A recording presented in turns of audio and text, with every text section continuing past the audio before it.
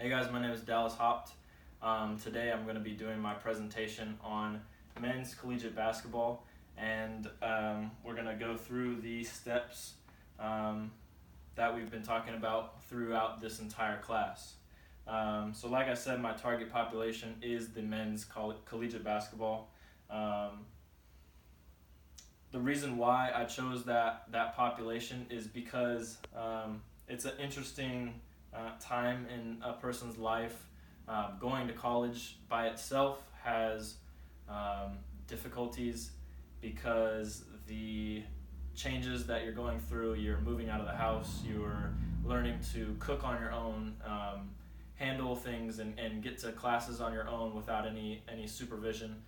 So you're going through a lot of changes, and then on top of that, you're going through added stress and different circumstances of play, and especially being on a collegiate team, majority of the time, if it's Division 1 or 2, you are on scholarship, which again is a great feat to accomplish. However, it is also added pressure because you're now expected to perform because you are given this opportunity. Another reason why I chose this demographic is because I am part of this demographic. I played collegiate basketball down in San Diego, and as much as I'd like to think that I kind of did everything right, going through this class has allowed me to take a step back and look kind of more from an outside perspective as to what I could have changed and what areas I struggled in a little bit. So the individual challenges, you've got the physical environment, social environment, and family culture. The physical environment is the school, university, it's the gym that you're in, it's the classes, it's the training facilities, it's the dorm and surrounding city area. All those are physical environments. You got your social environment, which is like your friend group, people that you hang out with, your teammates, the relationships that the athletes form with people around them. And then the family culture, which in college it goes away a little bit because you don't see your family every day unless you go to a school that's near your house. But a lot of times it's via phone call or Skype or something like that. But your family culture is, your parents, your siblings, but it also becomes your sports family, like your teammates and coaches as well. So there's 4 different aspects to these that I took a look at. One of them is motivation, and motivation can come down to 2 different types: intrinsic motivation and extrinsic motivation.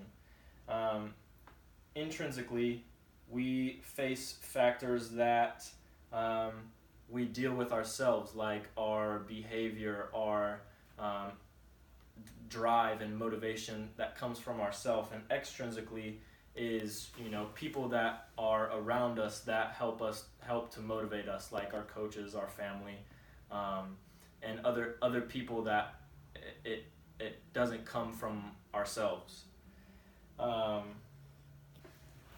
Now, an ego is one of the intrinsic factors, and I've cited the Harwood, Keegan, and Smith and Rain in a journal article that I read.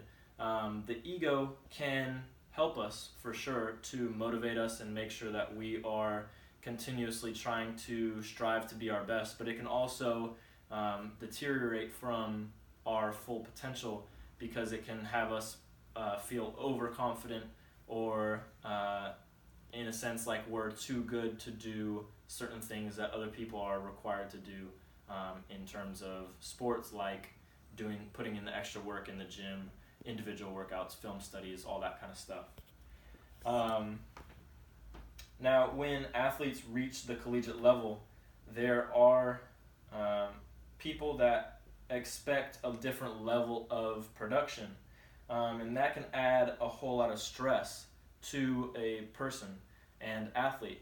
I know personally when I was going through school, It was my sophomore year at a junior college. Um, I was trying to do finals. I was working. I was playing basketball. Our season was just starting.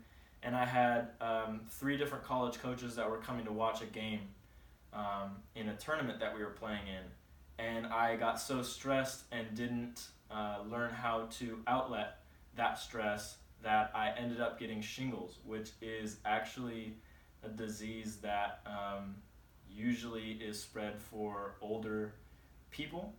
And it took me out of play because it's contagious, so I had to sit out, and it kind of had me take a step back and realize, what kind of stress am I really putting on my body, on my state of mind, and how can I help to outlet that in a better way. Now, the third is the desire to compete. Now, the desire to compete starts at a young age.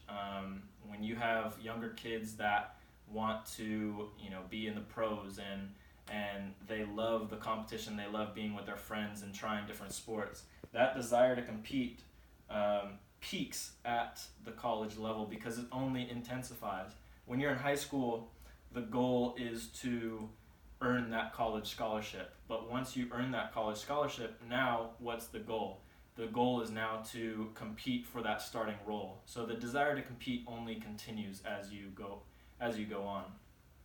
And the fourth is reinforcement. Personally, reinforcement was huge because as you go away to school, the reinforcement doesn't come from your parents. It doesn't come from that home and family factor anymore because now you're on your own. So the reinforcement somewhat needs to come from yourself, and talking about that intrinsic factor again, but it also comes from your coaches and your teammates that encourage you to get better and to continue on.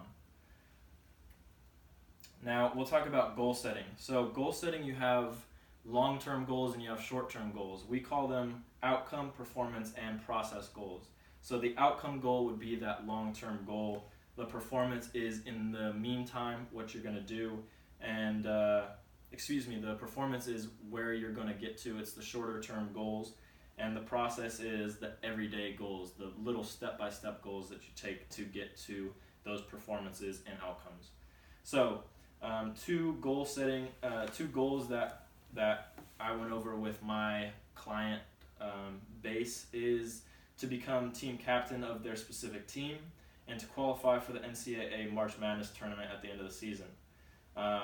Now, towards the end of the season, we all get to, that's where we all see what all that work that gets put in finally comes to fruition. Hopefully, you're on the side of the bubble that makes it into the tournament and your hard work is rewarded. However, that's only 64 teams, and there's another, the rest of the country is done and has to go home. So those are two outcome goals, and we'll talk about specific steps to getting to those goals on the next slide. Two performance goals is to shoot the 40, 60, 90 percentage mark during the games, which is 40% from the three, 60% from the floor, and 90% from the free throw line. And then another one would be that my client wants to average at least a double-double every game. Now, double-double is double-digit figures in your stats in two different categories. So it could be points, rebounds, it could be rebounds, assist, points, assist, any combination as long as there's two double-digit stats. And now two process goals would be my client needs to be aggressive, putting up at least 10 to 12 shots per game. That's a little reminder, a little goal, a self-goal. And then another one would be that the client's goal is to crash the offensive, defensive boards, designating another person to get back on defense. Again, that's another goal that is in-game, day-to-day, that they can do in practice to help reach those two performance goals and outcome goals. Now, certain strategies that we can do. For the team captain, we can communicate with the teammates and schedule player conferences once a week. A teammate is somebody who the team looks up to and goes out of their way without the coach being involved to get something done. For tournament qualifications, make sure that the team chemistry is high and peaking during conference play. That's as you get into the NCAA tournament, you're ramping up your intensity and you reach your peak level of performance as you're getting into the tournament.